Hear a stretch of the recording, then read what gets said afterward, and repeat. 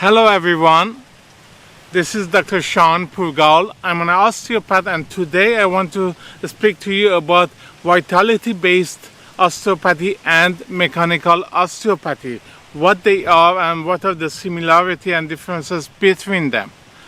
But before that, I wanted to thank my student Alexandra, who sent me this t-shirt.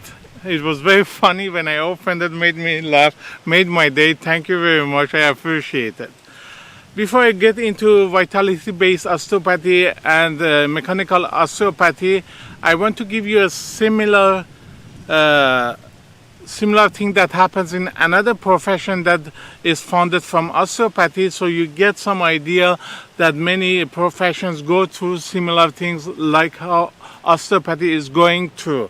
And I want to speak to you about chiropractic. As you know, chiropractic has originated from osteopathy. Dr. Palmer, founder of chiropractic, was a student of the first school of osteopathy that was founded by Dr. Steele.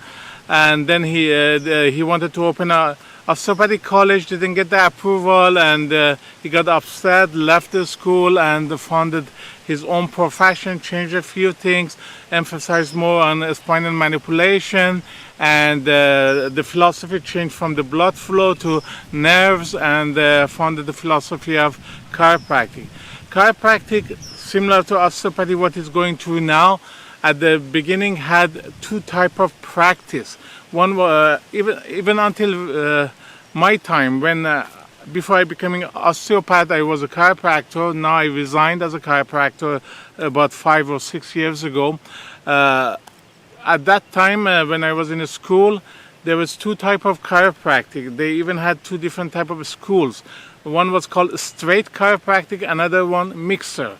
And the last school in my time was Sherman College of Straight Chiropractic, that is no longer has that name anymore. Straight chiropractic originated from the time of Dr. B.J. Palmer's son of the Dr. Palmer, the founder of chiropractic. He founded this technique, hole-in-one, that they adjust C1, manipulate C1 to a toggle technique, and he basically claimed and said that since all the nervous energy flows through the C1, if you adjust and manipulate the C1, you will fix all the problems of the body, and that's the only thing that the body needs, and you don't need anything else. That's what you need to make sure the flow of nervous energy is going through perfectly, and the body has that innate intelligence to fix its own problem. So for about 20 years or so, all chiropractors did, they just manipulated. You go with knee pain, you get C1 manipulated. You go for headache, you get C1 manipulated. You go with elbow pain, you get C1 manipulated.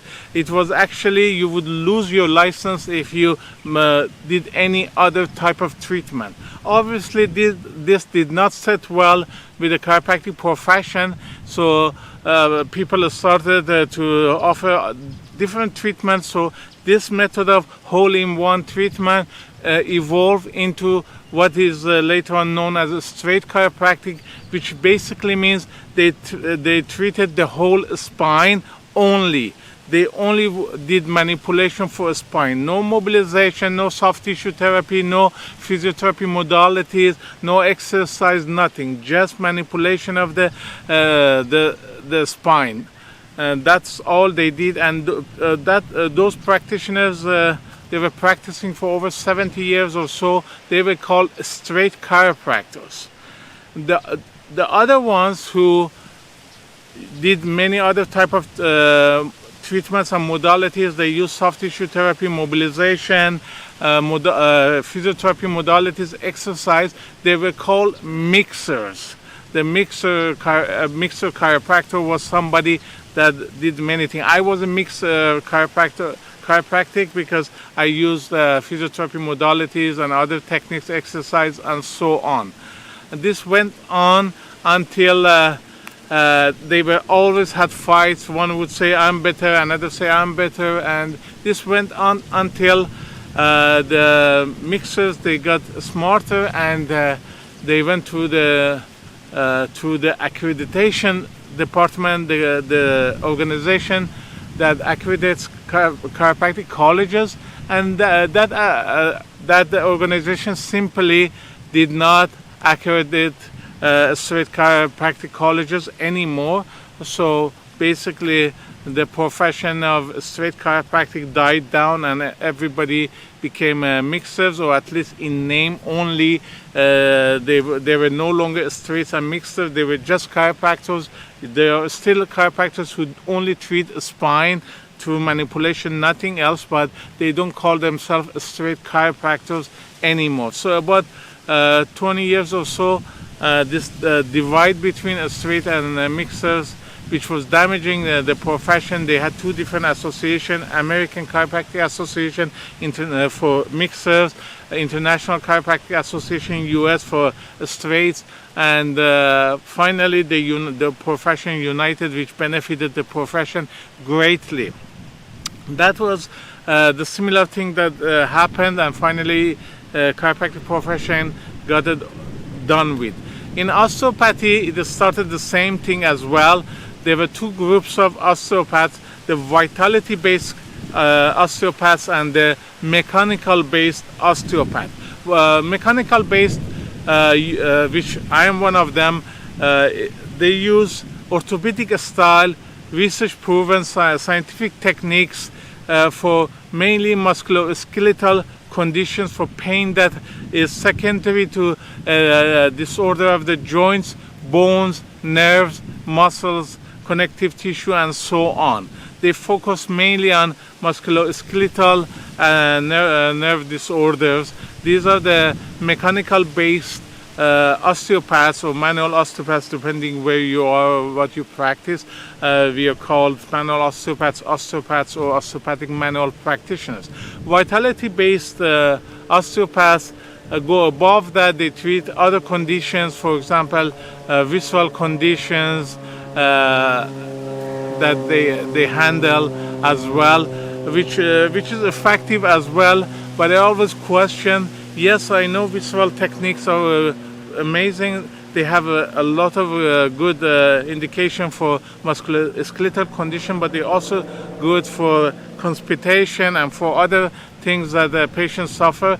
But I believe personally that yes, you can use visual techniques of osteopathy to help with constipation, but you can do so with a $5 bottle of fiber as well. Why a patient has to come and spend $100 to get visual techniques on his intestine, so his constipation can be fixed? There are many things in the healthcare that are beneficial, but you also have to look at the cost to the patient. It also, in my opinion, dilutes the profession. Since the chiropractic profession stopped mixer and straight, they grow up so much. They became orthopedic based. The government, medical professions, other health professions, the public, they all understood what a chiropractor does. You have back pain, you go see a chiropractor. You have neck pain, you go see a chiropractor. And it made the scope of practice clear, make everything clear. While for osteopathy it's kind of confusing because not so many people exactly know what they do. Government doesn't know. Medical doctors, they don't know always what osteopaths do. So I believe by focusing on musculoskeletal disorders, the profession of manual osteopathy will benefit greatly.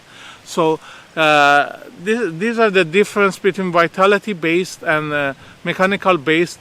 Originally, most of the manual osteopaths and osteopaths when a profession was founded, they were vitality based. Even there was an osteopath who founded a set of technique called manual mechanotherapy, which the osteopathic schools at that time, they did not teach it because it was mechanical based, and this set of techniques almost became extinct, and we brought it back to existence. my 3 schools: National Academy of Osteopathy in Canada, National University of Medical Sciences in Madrid, Spain, and National University of Medical Sciences in Florida, US, which is the only school of manual osteopathy in US. We are the only schools of osteopathy in the world that teach manual mechanotherapy as one of our techniques. It is also called the lost techniques of osteopathy. So these are the techniques. These are originally how osteopathic started. It was vitality based mostly. Later on now, there are a lot of osteopaths who provide mechanical based. All the osteopathic physicians in US who are considered medical doctors, most of their practices are purely mechanical based. They totally do not practice vitality based osteopathy anymore. In Canada, because the first school of osteopathy was founded by a French osteopath, and by the way, in France they are a lot into vitality based osteopathy. They're big time into it, and because Canada, the first school of osteopathy in Canada was founded by a French osteopath, the vitality system grew here, and other schools that opened by their students, they also teach vitality based osteopathy. We at National Academy of Osteopathy in Canada, we teach mechanical orthopedic style of osteopathy, and now most of the manual osteopaths in English speaking Canadian provinces are our students. So most of the manual osteopaths here in Canada, they offer mechanical based osteopathic care to their patients. In Australia, they are purely mechanical based. The regulatory board would not allow vitality based. In UK, it's mostly mechanical, but some older style practitioners still follow it, but it's disappearing mostly. Mechanical orthopedic style is coming up, and it is my goal to bring that profession up, because I want to get the profession regulated in province of Ontario in Canada. I want patients to know exactly what osteopaths are, that we are the best provider of treatment for chronic pain. I want people to know we do wonders for low back pain, for mechanical pain, for pains of muscles and bones and joints. This makes it clear for the patients, for the insurers. Luckily in Canada, Canadian health extended plan providers, the insurance companies, cover all our alumni, most of our alumni who are member of selected associations that are covered by that are accepted by insurers in Canada, and I want to keep it like that. Insurers require a set of defined parameters, and government also want that for regulation. We have now this problem in Ontario for regulation because government requires unity in the profession, and one of the schools in Ontario, they are traditional based, vitality based, and they don't want regulation because they think they won't be able to practice vitality based osteopathy if the profession become regulated in Ontario, and that's why they don't want it, and they're not united with us. So I have either a choice of waiting until we get united, or to have so many manual osteopaths in Ontario, which we just do. The government requires between 800 to 1,000 member, and we have that. So most likely we can go ahead with the regulation without having full unity in the profession. But to give you an example of vitality based, these graduates of this college in Ontario, they do not believe in treatments. They don't say they provide treatment for patients. They say they just put the person in the correct position so the body heals itself. I say, no matter what paint you use to paint a horse, it is called a horse. Treatment means you're touching the patient for the therapeutic value. No matter what you call it, it's treatment. These things kind of confuse the insurance companies, because on the invoice they want to see you provide a treatment for a specific condition the patient have. If you write that you don't provide treatments, it kind of confuses insurance companies. They say what the patient go. If patient comes to you and you say you don't provide treatment, you just put you in the correct position, patients don't understand that. They come to a manual osteopath for their back pain. They want to get treatment to get better. This is just a terminology, correct terminology that is used to like make the profession clear and not confusing for the patients.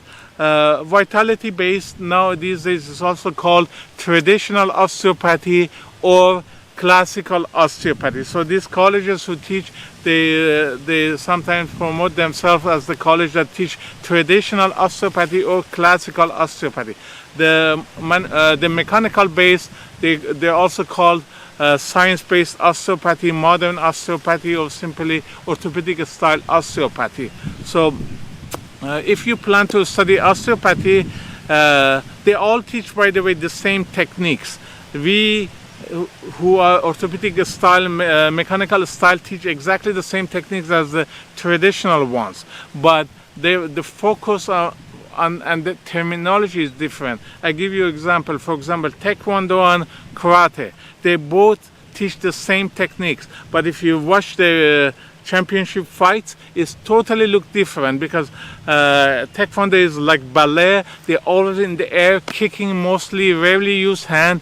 Karate is more stationary, they don't move too much, and they punch mostly. They don't use kicks as much, but they have the same exact technique. It's just the philosophy of applying those techniques are different, and that is why it looks different to people, but they learn the same techniques, the same kicks, the same punch, and so on. The same with the orthopedic style osteopathic college and a traditional or classical style osteopathic college. They teach the same techniques, but their focus is different, how they speak is different. I recommend to you, if you plan to study osteopathy, choose one that is mechanical based, but they all, most of the osteopathic colleges, they all offer amazing education. Doesn't make it that much of a difference, but this is my opinion. I believe orthopedic style of osteopathy is the way to go. It's the future of osteopathy, and we see it. Vitality base is disappearing every year. More and more of manual osteopaths are becoming mechanical orthopedic based osteopaths. That's it for today, and you have a wonderful day. Enjoy this lovely day, and wherever you are, my love is with you. I love you all. Thank you for watching this video. Bye for now.